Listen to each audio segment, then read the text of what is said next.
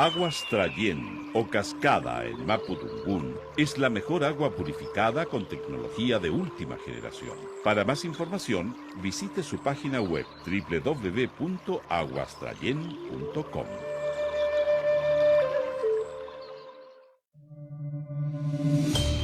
En estos tiempos de pandemia, elija un servicio serio, confiable y de primera línea. Servicio de Sanitización y Control de Plagas Urbanas de la Universidad de Chile. Ejecutado por el Centro de Estudio y Manejo de Plagas de la Facultad de Ciencias Veterinarias y Pecuarias. No arriesgue su vida o la de los demás. Elija al mejor. Contacto y solicitud de servicio al correo plagas@veterinaria.uchile.cl.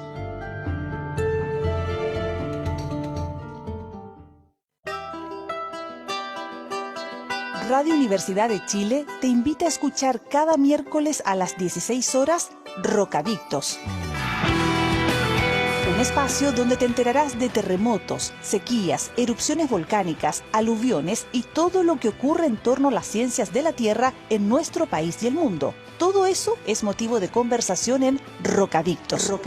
Académicos y académicas de los departamentos de Geología, Geofísica y del Centro de Ciencias del Clima y la Resiliencia de la Universidad de Chile se reunirán cada miércoles a las 16 horas para explicar estos fenómenos y responder tus preguntas. Rocadictos, miércoles 16 horas por Radio Universidad de Chile, 102.5 FM y radio.uchile.cl.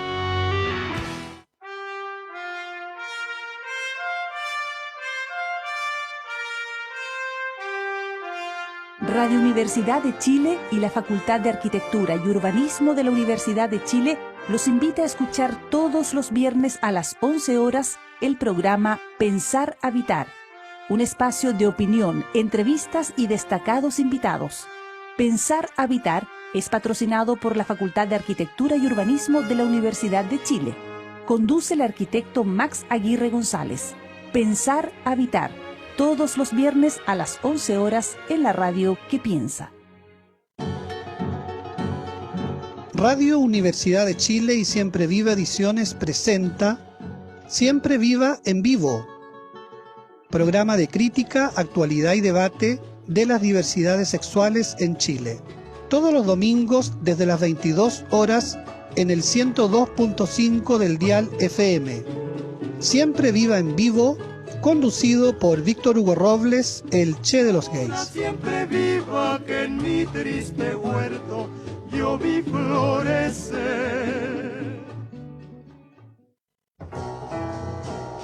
A continuación, el comentario del periodista Patricio López.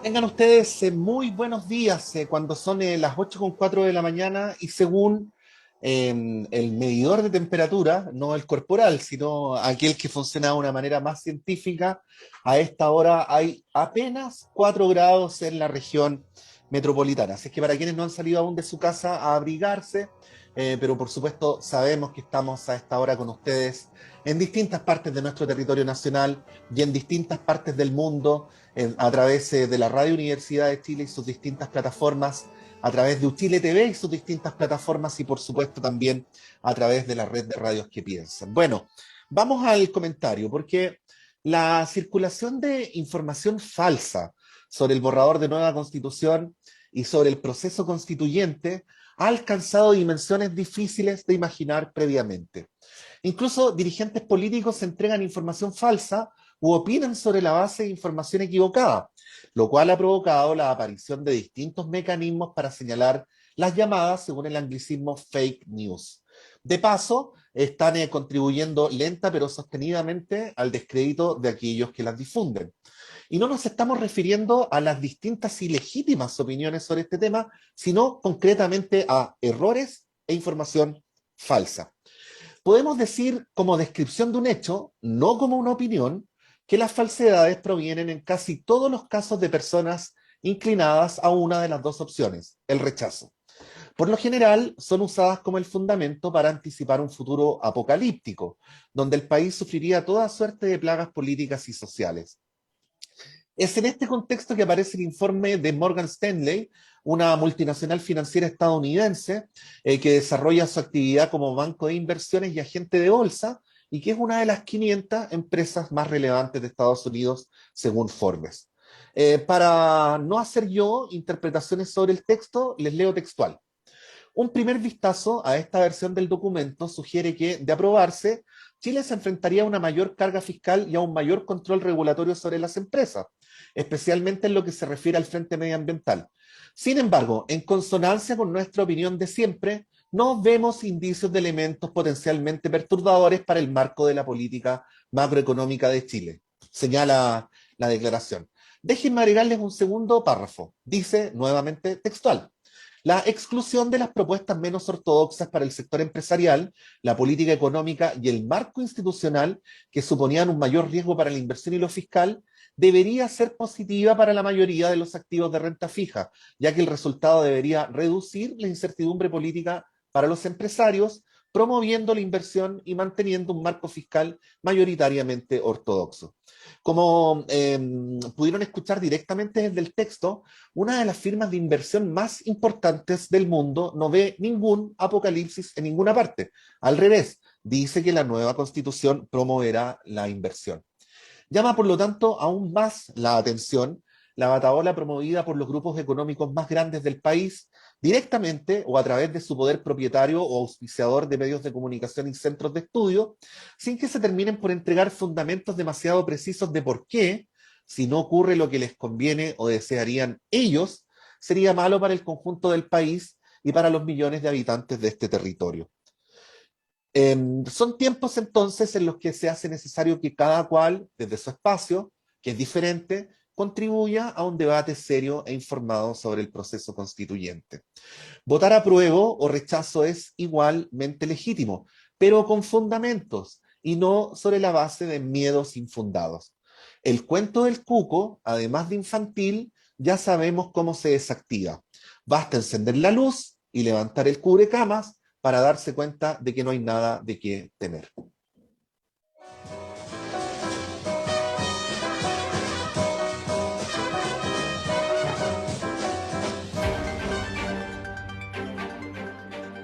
El Departamento de Prensa de Radio Universidad de Chile trabaja para mantenerlo informado. Radio Análisis, una transmisión conjunta de las radios que piensan.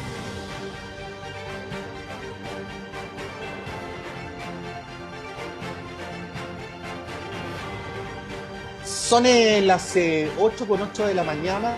Continuamos en Radio Análisis en este día miércoles 18 de mayo del año 2022, y bueno, vamos a continuar con las informaciones. Las hemos venido entregando para ustedes desde temprano, pero hay muchos asuntos importantes encima de la mesa, como por ejemplo lo que está ocurriendo con un juicio en el cual ha alzado la voz en la Red Chilena contra la Violencia hacia las Mujeres.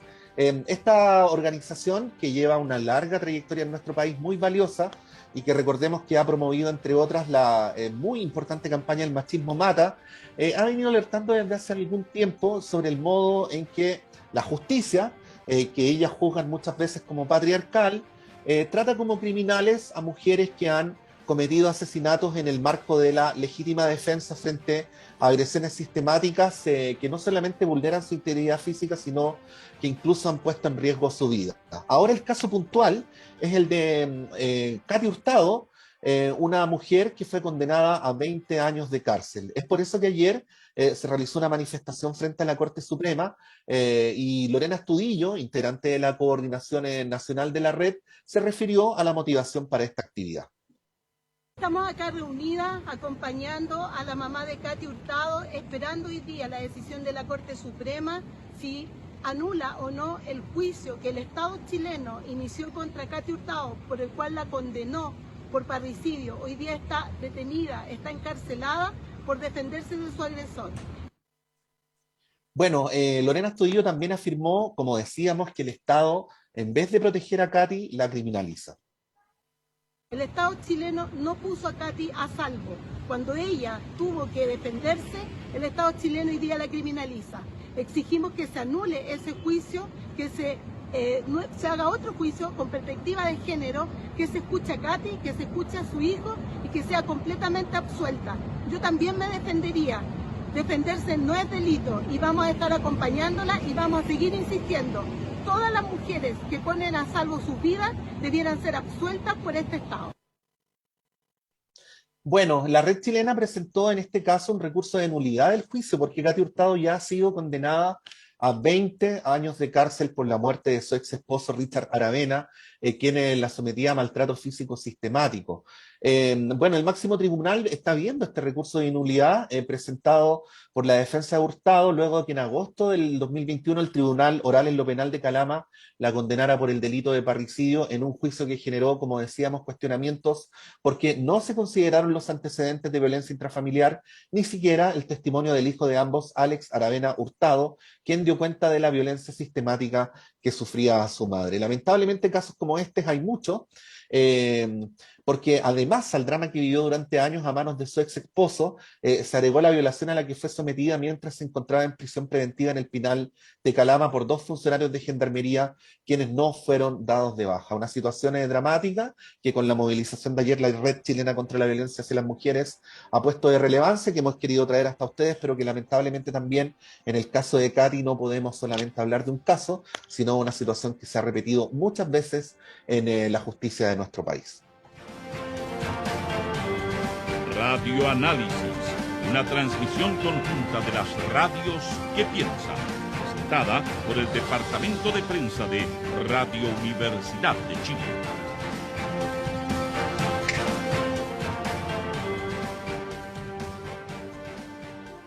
Bueno, y queremos conversar sobre lo que es uno de los temas o el tema de más discusión en estas horas y que es la decisión del gobierno de decretar estado de excepción para 2 provincias de la región del Biobío y para la totalidad de la región de la Araucanía. Saludamos a esta hora y le agradecemos por poder conversar al historiador e investigador del Centro de Estudios Interculturales e Indígenas, Claudio Alvarado Lincopi. Claudio, muy buenos días y muchas gracias.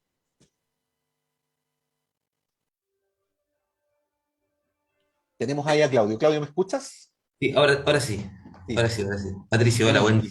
Sí, buenos días, Claudio. Muchas gracias por poder conversar esta mañana. Bueno, en primer lugar, tu análisis abierto, así sin ninguna intención de mi parte de inducirte en alguna dirección sobre lo que está ocurriendo. Sí, bueno, tiene bastante complejidad el fenómeno. Tú sabes, Patricio, es un problema que hoy día está atravesado por una serie de actores. Creo que es importante plantear esto en primer lugar. Es decir, no se trata de un fenómeno que únicamente hoy tiene, por un lado, el movimiento mapuche o un sector del movimiento mapuche, ¿no? El sector, vamos a decir, rupturista, versus el Estado, ¿no? No son los 2 únicos actores de este problema que habita hoy día Wallmapu. Hay una multiplicidad de actores, entre ellos, efectivamente, actores que también están utilizando formas de presión, algunos de ellos, desde mi punto de vista también, que se podría calificar como violencia política, ¿no? Hay que recordar que no hace mucho, hace algunas semanas, hubo un paro de camioneros que tuvo particularmente su territorio fundamental precisamente en la Araucanía y en la provincia de Arauco, que generó también desabastecimiento y, en fin, una serie de presiones al gobierno que vienen desenvolviéndose, insisto, no solamente de un sector, ¿no? Hoy día hay múltiples sectores que están hoy día presionando en la Araucanía, y me parece que eso debe ser un elemento a considerar, ¿no? Y por lo tanto, probablemente el gobierno, al visualizar las posibilidades que puedan tener, están observando y están sintiéndose, ¿no es cierto?, con esa presión precisamente de gobernar en estas múltiples presiones. Lo negativo de esto, mi punto de vista, al menos para el mundo mapuche, es que la traducción de todas estas energías y todas estas expresiones es la militarización, de nuevo, ¿no? Sí. Claudio, la pregunta que te voy a hacer sé que no se puede responder sobre la base de hechos, sino solamente sobre la base de la interpretación, pero cuando uno ve, a ver, voy a formularlo de nuevo. El gobierno ha sido muy criticado por los pasos que dio en los primeros días, ¿no? Y si uno lee los diarios en general, como que hay una concentración en lo que el gobierno ha hecho supuestamente mal en este tema. Pero dicho esto, llama la atención que de todos modos, habiéndose iniciado el gobierno, se propuso o se explicitó una voluntad de diálogo y que la respuesta frente a esa voluntad de diálogo es que en vez de que la violencia hubiera retrocedido, se incrementó, ¿no? Por lo cual uno podría especular, y ahora te lo pregunto, si no hay sectores interesados en incrementar la violencia precisamente para mantener un statu quo en la zona, por las razones que sean, pero un statu quo al fin y al cabo. ¿Cuál sería tu apreciación respecto a una idea como esta? Mm. Sí, o sea, yo creo que la violencia se ha transformado en un elemento ineludible de la construcción política en la Araucanía, ¿no? Y de nuevo, a propósito de múltiples actores, eh, hay que recordar, por ejemplo, que hace no mucho tiempo hubo algunos reportajes que evidenciaban que el negocio, ¿no es cierto?, de la madera no estaba circunscrito únicamente al mundo forestal, ¿no? Había, por una parte, también recuperaciones territoriales desde el mundo mapuche que desarrollaban robo de madera, ¿no es cierto?, para la ejecución cotidiana de la sobrevivencia, ¿no es cierto? Y también había robos de madera que se ejecutaban con carabineros incluso, ¿no es cierto?, involucrados. Es decir, el contexto de violencia genera muchas posibilidades de negocio incluso, ¿no? Y creo que por lo tanto hay algo de razón en eso, ¿no? O sea, vamos a decir, rearticular el mundo institucional y rearticular el mundo cotidiano, ¿no es cierto?, la Araucanía, efectivamente hoy día tiene, podría llegar a tener consecuencias para una microfísica, un mundo, ¿no es cierto?, cotidiano, en donde las posibilidades de negocio vinculadas con el mundo maderero, por ejemplo, se verían coartadas. Es decir, yo creo que la violencia ha construido una forma de vida hoy en la Araucanía, y esto yo creo que es lo más preocupante de todo el fenómeno, pensar que la violencia ya no es un elemento exógeno, ¿no es cierto?, a la vida cotidiana, incluso a la vida económica, ¿no es cierto?, de la región, sino que es un elemento que se está transformando en algo permanente y en algo que está recorriendo y que está capilarizando toda la vida social. Y es por eso que me parece muy importante plantear esto, es decir, ya no se trata únicamente de dos actorías, ¿no?, los mapuches versus el Estado. El fenómeno siento que es mucho más complejo, y que ante esa complejidad, efectivamente la toma de decisiones se torna también compleja, y cada toma de decisión, y me parece importante esto, cada toma de decisión no satisface, ¿no?, y no va a satisfacer probablemente a todos los sectores, ¿no es cierto?, que se encuentran hoy día en pugna en la región, ¿no?, a la multiplicidad de actores. Pero de nuevo, ¿quiénes son los actores que van a sufrir, vamos a decir, ¿no?, estas decisiones? De nuevo, el mundo mapuche, ¿no? Es decir, porque la militarización, y esto me parece importante, Patricio, y me demoro 2 minutos, Sí. pero la militarización tiene un fenómeno, vamos a decir, un componente racial, ¿no? O sea, hay racismo detrás del fenómeno de militarización, porque tanto la policía militarizada, ¿no es cierto?, que viene desenvolviéndose desde los años 2000 en adelante en la Araucanía, como los militares, no actúan, ¿no es cierto?, sobre la base de una igualdad de los ciudadanos, ¿no?, sino que funcionan sobre relaciones categoriales, vamos a decir, categorizan los cuerpos posibles de ser vigilados, ¿no? Y esos cuerpos efectivamente son cuerpos muy claramente indígenas, vamos a decir, ¿no? Y por lo tanto, la vida cotidiana, no únicamente de los sectores, comillas, que utilizan la violencia política, sino la vida cotidiana de la sociedad mapuche en la Araucanía se ve completamente modificada, ¿no? ¿A quién detienen en los caminos, ¿no es cierto? ¿A quién le hacen le piden los papeles, en fin? ¿Cuáles son los cuerpos vigilados, ¿no es cierto? Y me parece esto muy importante, son efectivamente los cuerpos indígenas, las vidas indígenas, y por lo tanto hay un asedio permanente. Y es por eso de que hay muchos sectores, incluso sectores que promueven y abrazan la vía política institucional, que ven en la militarización algo que afecta, ¿no es cierto?, la vida cotidiana de la sociedad mapuche. Sí, Claudio, bueno, lo que ha ocurrido a mí me parece grave, porque como periodista, pero quisiera agregar a como ciudadano, como una persona que vive en este territorio.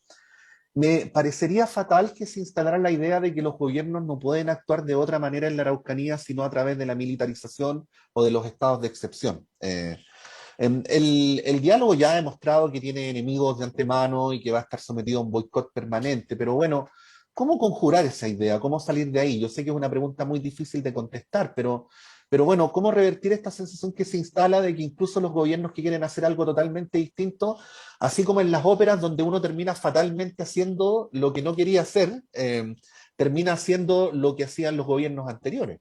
Mm.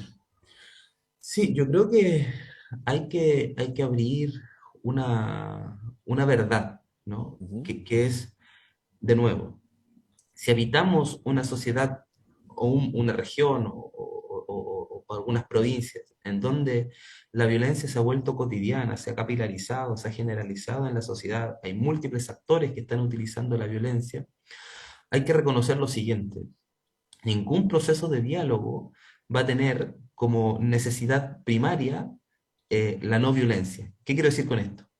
La no violencia es el resultado de un proceso de diálogo y no la base fundamental para su realización.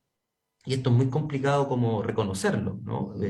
Porque en gran medida los gobiernos dicen, nosotros nos dialogamos con quien utiliza la violencia, ¿no? Ujú. Parten desde esa noción. Y por lo tanto no hay ninguna posibilidad de diálogo, siempre se entrampa, ¿no? Siempre se entrampa. Aquí hay experiencias internacionales. Yo creo que esto hay que observarlo ya no como, como algo que es posible de solucionar entre, de nuevo, el Estado y el pueblo mapuche. Aquí tienen que ver una instancia internacional, desde mi punto de vista, que comienza a arbitrar lo que está aconteciendo. Y esos arbitrajes no significan necesariamente el fin, al inicio del diálogo, insisto, de hechos de violencia. Hay que observar casos como el colombiano, por ejemplo, ¿no? En donde estaban, en la medida que iban desarrollando el proceso de diálogos de paz en La Habana, ¿no? En ese mismo contexto, todavía los enfrentamientos entre la FARC y el ejército colombiano se desenvolvían, ¿no? Bueno, el Había, desarme de hecho fue al final del proceso. el desarme fue el final del proceso, o sea, la entrega de armas, ¿no es cierto? Y la incorporación a la vida pública y la vida política de los exguerrilleros fue al final del proceso, ¿no? Ujú. Después de un montón de acuerdos, en fin, ¿no? Incluso revisión de cuestiones vinculadas con temas de víctimas, en fin, todo eso tiene que salir efectivamente a la luz y va a ser un proceso muy, muy difícil en donde va a haber tiene que haber un reconocimiento mutuo, ¿no es cierto? Efectivamente, desde el Estado y de la sociedad, digamos, de la Araucanía con el mundo mapuche, pero también del mundo mapuche, hacer un reconocimiento de que la violencia ejercida fue negativa y que hoy día queremos abrazar un nuevo momento político, pero para llegar a ese momento va a correr mucha agua, conversación y diálogo bajo el puente, ¿no? Y es el momento al que se llega, ¿no? Y esto me parece importante porque si el gobierno va a Temucuicui, hay un acto de violencia, ¿no? Y luego retrocede y dice, entonces con él no se puede, y finalmente vamos a instalar de nuevo a los militares, efectivamente no hubo ningún avance, ¿no? O sea, Sí. hay que tener una perspectiva muy amplia, y aquí sectores, vamos a decir, de la derecha van a tener también que hacer un esfuerzo muy, muy grande para eso, porque si no, es imposible avanzar. Sí, Claudio, deduzco de tus palabras entonces que esta voluntad de diálogo en la que la ministra Siches ha insistido incluso después del decreto de estado de excepción, en tu consideración el gobierno no debería hacerla descansar en sus propias posibilidades en una instancia que supere, ¿no? A la estructura del actual gobierno, sea una instancia, digámoslo así, que pertenezca o que dé garantías desde afuera del Estado chileno. Esa sería una eventual solución. Sabemos que es una solución muy de largo plazo, pero para lo que estamos conversando. Sí, yo creo que esto ya comienza a meditar una instancia de ese tipo. Siento que se está volviendo cada vez más complejo de solucionar, digamos, con las fuerzas y energías propias. Particularmente porque hay mucha desconfianza de lado y lado, ¿no? De las múltiples partes que hay, no de lado y lado, de las múltiples. Hay mucha desconfianza y desconfianzas que se han alimentado a propósito de procesos que han fracasado, y esto me parece importante, es decir, el año 89, por ejemplo, hubo un gran acuerdo entre Patricio Elwin, ¿no es cierto?, Sí. los nacientes partidos de la Concertación y el mundo mapuche, ¿no?, y en donde se prometían una serie de cuestiones. 10 años después, muchas de esas cuestiones no se cumplieron. 10 años después, Ricardo Lagos convoca a la Comisión de Verdad y Nuevo Trato, y también habían, además de un análisis muy interesante, también muchas propuestas, y ninguna de esas, muy pocas de esas propuestas efectivamente se terminaron de cumplir, y ni hablar de todos los procesos, intentos de diálogo que han existido con Bachelet 1, Piñera, ¿no es cierto? Siempre se habla de el intento de diálogo con el ministro Moreno, Desarrollo Social, en fin, ahora hay que Siches. Es decir, hay múltiples desconfianzas que se han construido a propósito del fracaso, ¿no es cierto?, o de la no instauración, ¿no es cierto?, de medidas que en algún momento se prometieron. Por lo tanto, digo, la imposibilidad hoy del diálogo no tiene que ver únicamente, y eso es importante, con este gobierno, o con sus incapacidades, sino hay una trayectoria efectivamente de fracasos y de desconfianza que, a mi punto de vista, vuelven necesario que un actor neutral, ¿no es cierto?, internacional, pueda entrar efectivamente a la conversación. Sí. Estamos conversando a esta hora de la mañana con Claudio Alvarado Lincopi. Bueno, hay grupos, Claudio, dentro de la amplia gama de organizaciones mapuche, que están por la vía armada, que están por la resistencia armada. Los medios de comunicación santiaguinos, lo voy a decir así, hablan mucho de la coordinadora Arauco Mayeco, pero no es el único, ¿no? Y llama la atención, bueno, primero que se haya llevado un proceso político que haya dado lugar a esa posición, que era una posición que tiendo a entender que no existía hace 15, 20 años atrás. eh, pero llama la atención también cómo cuando el Estado de Chile no ofrecía diálogo, esas organizaciones estaban dispuestas al diálogo, y ahora que el Estado de Chile ofrece diálogo, no solamente no están dispuestas, sino que hacen declaraciones donde llaman a la resistencia armada. Obviamente aquí estamos para analizar y no para dejar caer prejuicios sobre nadie, entonces te quería pedir que analizáramos esa situación, ¿no? Y ese proceso también de toma de posiciones que tienen una expresión armada, por supuesto, pero que tienen un fundamento político. Sí, yo creo que es importante analizarla políticamente, precisamente. Hay una... A propósito de múltiples actores, hay que reconocer también de que los sectores, ¿no?, vamos a decir, el sector rupturista, por colocarle un nombre, ¿no es cierto?, al interior del movimiento, los que utilizan la violencia política como una herramienta, también son muy diversos, ¿no? Y ya no solamente tiene existencia la coordinador Comayeco, sino que hay otras organizaciones que funcionan, ¿no es cierto?, y que tienen como elemento fundamental tanto el control territorial, ¿no es cierto?, que es el concepto utilizado para las tomas de fondo, ¿no? Se toma un fondo, se toma un predio forestal, y se controla, ¿no? Y ese control se ejecuta mediante también la violencia política, ¿no? Son múltiples, son múltiples. Hoy día la idea de control territorial, que si bien es cierto emerge desde la CAM, ya no le pertenece solo a la CAM, ¿no? Y esto es importante porque, por lo tanto, no solo plantea una diversidad de expresiones, sino que esas expresiones también tienen tensiones internas, ¿no? Por algo existen distintas organizaciones, si no solo existiría una. Y por lo tanto hay tensiones políticas también entre ellos, ¿no? ¿Quién administra, gestiona, controla territorialmente un territorio versus otro, ¿no? Y por lo tanto esas tensiones tienen expresión también política, es decir, la CAM, cuando hace un ejercicio y lo reivindica, de alguna manera lo que está diciendo también, no solamente le está hablando al Estado chileno, sino que también de algún modo le habla efectivamente al mundo mapuche rupturista también, y diciendo nosotros estamos controlando este territorio, ¿no? ¿No? Y me parece eso vital, es decir, el uso de la violencia hoy día tiene que ver también con quién en última se constituye como el sector más legítimo al interior de ese mismo sector, ¿no? Me parece un elemento vital para entender por qué, a pesar de que hoy día existen caminos de diálogo, sigue actuando la violencia. Bueno, porque en la interna también hay tensiones por posicionarse como los sectores más legítimos, pienso yo, ¿no?